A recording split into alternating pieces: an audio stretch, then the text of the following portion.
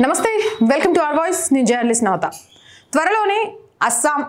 పశ్చిమ బెంగాల్ బీహార్ ఇలాంటి చాలా స్టేట్స్లో ఎలక్షన్స్ రాబోతున్నాయి ఈ నేపథ్యంలో ఎన్నికల కమిషన్ చాలా క్లియర్ కట్గా ఉంది ఎప్పుడైతే పహల్గామ్ ఉగ్రదాడి జరిగిందో ఆ తరువాత భారతదేశం లోపల ఉన్న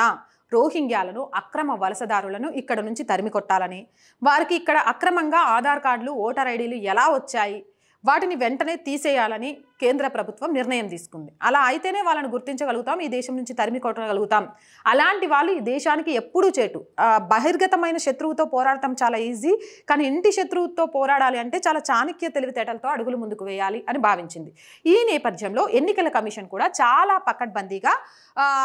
ఓటర్ జాబితా నుంచి అక్రమ వలసదారులు కానీ రోహింగ్యాలు కానీ బంగ్లాదేశీలు కానీ వాళ్ళు ఉంటే పీక్ పడేస్తోంది బీహార్కి సంబంధించి ఇప్పటికే చాలా మందిని లక్షల్లో ఈ ఓటర్ జాబితాలో నుంచి బయటికి తీసేస్తే పాపం రోహింగ్యాలకు బంగ్లాదేశీలకు మద్దతుగా అక్కడ ఒక పార్టీ ర్యాలీ కూడా చేసింది అంతకంటే సిగ్గుచేటి ఇంకొకటి లేదు అయితే వాళ్ళు వ్యతిరేకంగా ర్యాలీ చేస్తే నేనేమన్నా తక్కువ తిన్నానా పశ్చిమ బెంగాల్ అంటేనే ఏమంటారు ఇస్లామిక్ ఛాందసవాదులకు పెట్టింది పేరుగా ఉన్న రాష్ట్రం ఆడ భారతీయులు అనే భావన కంటే ఇస్లాం అనే భావనకే ఎక్కువ వాల్యూస్ ఇస్తారు ఇక అక్రమంగా చొరబడ్డ వాళ్ళు అక్రమ లావాదేవీలు ఆడపిల్లల మీద అత్యాచారాలు అక్కడ ఒక ఆడ ముఖ్యమంత్రి ఉంది అని చెప్పడం కంటే రాక్షస ముఖ్యమంత్రి పాలన జరుగుతుంది అని చెప్పడంలో ఎలాంటి అతిశయోక్తి లేదని చాలామంది చెప్తుంటారు ఇక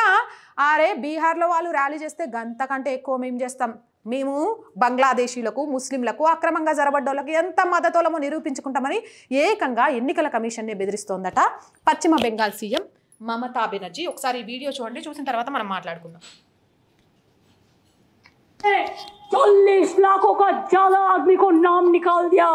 और बंगाल में भी करने वाला है अगर करेगा तो घेराव कर्मसूची करेंगे पूरा घेराव होगा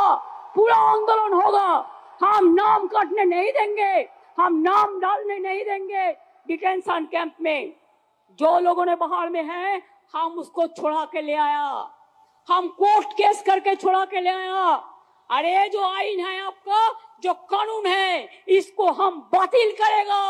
हम इसमें हम चेंज करेगा हमें नहीं मानेंगे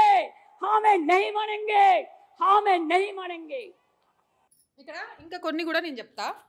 వీళ్ళు రాయని కూడా కొన్ని మమతా బెనర్జీ ఎంత సంతుష్టీకరణ రాజకీయాలు చేస్తోంది అనేది మన జాతీయ జెండా కానీ ఎక్కడ కానీ కాషాయం తెలుపు ఆకుపచ్చ ఇలానే ఉంటుంది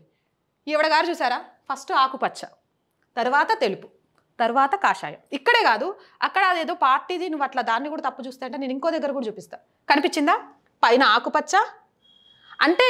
ఈమె రాజకీయాలు మొత్తం ఒక వర్గం మీదే జరుగుతాయి ముస్లిమ్స్ మీద ఆ వర్గం అని మాత్రం నేను ఎందుకు చెప్తా ఎన్నికల కమిషన్నే బెదిరిస్తుంది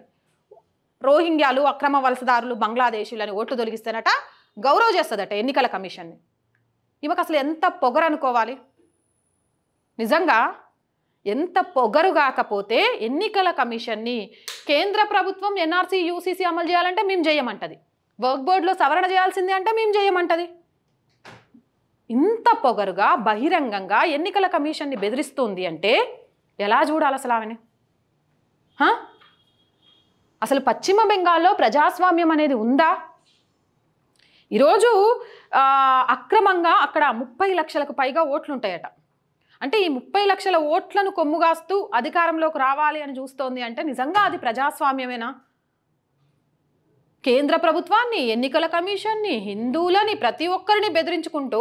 అసలు పశ్చిమ బెంగాల్ అనేది భారతదేశంలోనే ఉందా బంగ్లాదేశ్ లాగా విడిపోయిందా అనే ఒక అనుమానాన్ని కలిగిస్తుంది అంటే ఈ రాక్షస పాలన నుంచి విముక్తి ఎలా వస్తుంది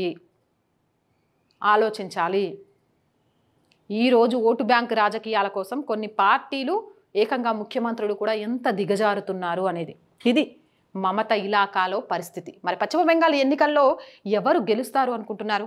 ఎన్నికలపై మీ అభిప్రాయం ఏంటి ఇలాంటి సంతుష్టీకరణ రాజకీయాలు చేసే రాజకీయ నాయకులకు చరమగీతం పాడాలా వద్దా మీ అభిప్రాయం ఏదైనా నిస్సంకోచంగా కామెంట్ సెక్షన్లో తెలియజేయండి. మోర్ వీడియోస్ కోసం ఆర్ వాయిస్ ఛానల్ని వెంటనే సబ్స్క్రైబ్ చేయండి. చాలా మంది వీడియోస్ చూస్తున్నారు బట్ సబ్స్క్రైబ్ చేయడం మర్చిపోతున్నారు. So please subscribe our channel. అలాగే కంటెంట్ బాగుంది అనిపిస్తే లైక్ చేయండి, షేర్ చేయండి. దీని ద్వారా వీడియో వైరల్గా మారుతుంది. ఆర్థికంగా ఆర్ వాయిస్కి చేయూతనందించండి. మీరు చేసే ప్రతి చిన్న సహాయం కూడా మా ఛానల్ ఎదుగుదలకు కాదు మన ఛానల్ ఎదుగుదలకు ఎంతగానో ఉపయోగపడుతుంది. సపోర్ట్ చేయాలి అంటే సబ్స్క్రిప్షన్ పక్కనే జాయిన్ అనే బటన్ ఉంది. 1 to 5 లెవెల్స్ ఉన్న ఏదో ఒక లెవెల్లో సపోర్ట్ చేయండి. అలాగే స్క్రీన్ మీద గూగుల్ పే, ఫోన్పేతో పాటు అకౌంట్ డీటెయిల్స్ కూడా ఉన్నాయి. మీకు తోచిన సహాయాన్ని అందించవచ్చు. వ్యాపార ప్రకటనల కోసం 8328500576 నెంబర్ని సంప్రదించండి. జై హింద్, జై భారత్.